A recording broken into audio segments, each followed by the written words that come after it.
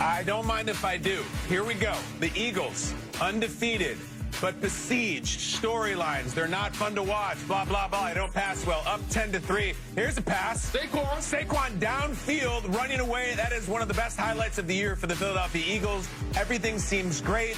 They're pulling away. 2-score lead. Romo and Nance are like, this one's kind of ho-hum. No, 17-10.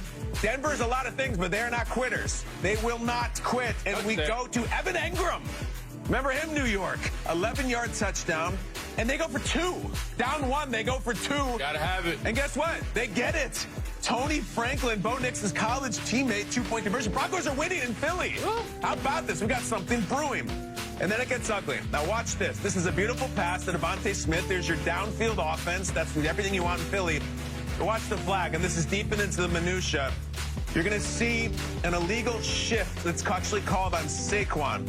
When you have 2 men in motion, as you do with the wide receiver moving and Saquon moving, Saquon needs to reset completely before the ball is snapped. He doesn't. Nullifies a big gain. I know that was deep in the weeds, but it's a really important play. Now, down 4, 8 seconds left. We're skipping a lot of action here. Huge play here. Huge play, Dallas Goedert. His arm seems to be held back. He doesn't get the call. Philadelphia's mad about it. There was another one on Zach Bond that they didn't get. Sirianni's pissed. And now it's Hail Mary time. And I'm going to say this again. Devontae Smith has this thing timed so beautifully. High point, perfect timing, got it. And A.J. Brown, in his own attempt to get the ball, really makes the defensive play on Devontae. So this is when everything's going wrong. Your guy is breaking up the pass from his own cohort. Of course, I'm not blaming A.J. for this. It's just trying to make a play. It's just a bad coincidence. I think Devontae would have caught that. Bo Nix gets a win in Philadelphia. How about that, man? Taking off the headset. Sirianni takes a loss for the first time in a long time, going back all the way through the Super Bowl. And that's it, boys and girls. 4-1, the Eagles. They lose by 4. Admittedly, a lot of questionable calls, but when don't we say that? The story here is the Denver Broncos winning, and here is their victorious comeback and how he's feeling following his team coming back in the fourth quarter. It's a great win. It proves that we can go on the road and beat these tough teams, and we can be a tough team to play. So that's good for our confidence. It's good for going into this trip. A lot of teams struggle before they go to London, but we focused on this trip. We focused on this game, and we went out and got it done. It was good for us. That team, they played an outstanding game. Executed situationally when they needed to, and they won that battle. Just have to really, really stay focused on the task at hand, stay focused on the main thing, and be bought into the collective of doing that by any means necessary. So this is a great one to learn from, and we will learn from it.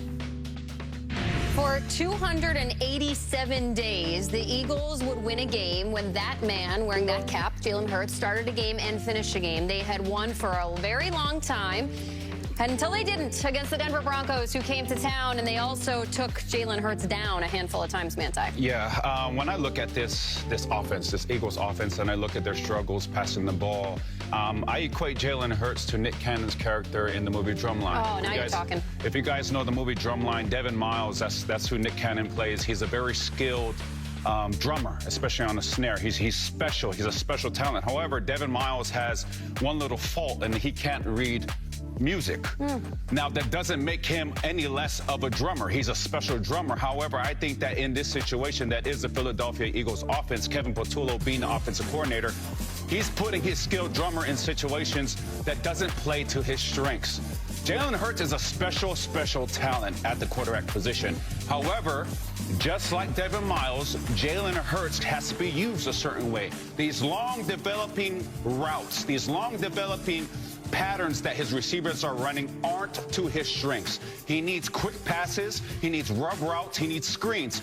Both of his touchdowns that he threw yesterday was on a rub route to his tight end Tyler Goddard, and then on a wheel route to Saquon Barkley. Those are the types of matchups that Jalen Hurts needs to see. Those are the type of matchups that Jalen Hurts can go out there in a halftime show and play with his eyes closed. So I think that Kevin Patullo needs to do a better job at putting his skilled quarterback in positions that play to his strengths and not his weaknesses.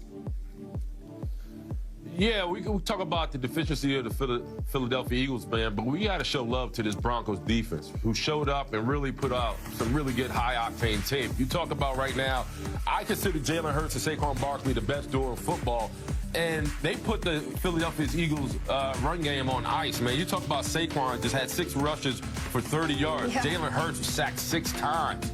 I mean, we haven't seen that type of performance from a defense against the Eagles in a long time. And what's great about what what the Broncos did, they pretty much laid out a blueprint on how to beat the Eagles. Stay in your rush lanes, attack off the edge, shrink the pocket, make Jalen Hurts throw from a well. We saw all that come into fruition during the game, and we saw, especially in the second half, they started to nickel blitz, getting some DB pressure, really sped up Jalen Hurts' process time in the pocket. And when we talk about what this defense can continue to do, they apply pressure, especially with Nick Benito. He had 2.5 sacks. Zach Allen was dominant. So the Broncos, for me, this defense really played really well. And they answered the bell. They met the challenge, and they came out on the other side with the W. My takeaway watching this game is I think Bo Nix is one of the most important players in the NFL. He's very important, pivotal player. If he has it, anything's possible. If Bo Nix continues to blossom this year, the Broncos could win the Super Bowl this year. They have the coach. They have the defense. Can he make enough plays? I don't know. First half was rough. Second half was excellent. I don't know who he's going to be. He's so young in the league. He's so inexperienced. If he really has that run, that he gets better and better, and we're looking at December like, wow, Nix has really turned the corner, then Denver is going to be very, very formidable. Like, they're one of those teams that they could win the whole thing. I mean it. I mean, Joe Burrow was in the Super Bowl in the second year. It all came together. They're built differently than that team, but he's a very important player. I don't know who he's going to be. Who he decides to be is going to determine a lot of fates in the AFC, because Denver has got it together. They just beat Philly. In terms of Philadelphia, I don't scream and cry and kick after a loss. Again, you weren't going to go 17-0. You lost to a good team with a great coach. It doesn't mean the season is over. It's just, there's a question of, for a team that's so established and that's the Super Bowl champs that we know so well, I still don't really know what their identity is, which is odd for the team. Like, they're a running team, right? Well, Saquon had 6 carries yesterday. What was that? So they're a passing team? No, of course not. Devontae Smith had a huge day statistically, and they've scored 17 points. Also, let's just call the elephant in the room. There's not a lot of great body language. There's not a lot of great chemistry. I think it is palpable that the #1 wide receiver does not like the quarterback. I don't know if the #2 wide receiver likes the quarterback. I think it's becoming more and more obvious that it's just the thing that they're living with and playing through. That's a tough way to live. Also, I'm going to say something else that'll piss people off. I don't give a damn about the missed calls. I don't. Dallas Goedert has his jersey ripped for a second at the end of the game. He's scoring 17 points at home, and you throw it to the tight end, and he doesn't get a call. You really think they're going to bail you out in the last 30 seconds of the game? I don't. There was a lot of stuff the Eagles should have done better in that game, and I feel like crying for a call at the end of the game is beneath the Eagles and their fan base and the stature of this team. They should have played a lot better. I've seen referees make worse calls in bigger situations. Him missing AJ there or AJ missing him and stopping, you tell me which was worse. The lack of chemistry there is rough. So it's not the end of the world. The Eagles may win the next 10 games in a row, or it could fall apart. We've seen both of those things happen under this head coach with this talent. So you guys decide.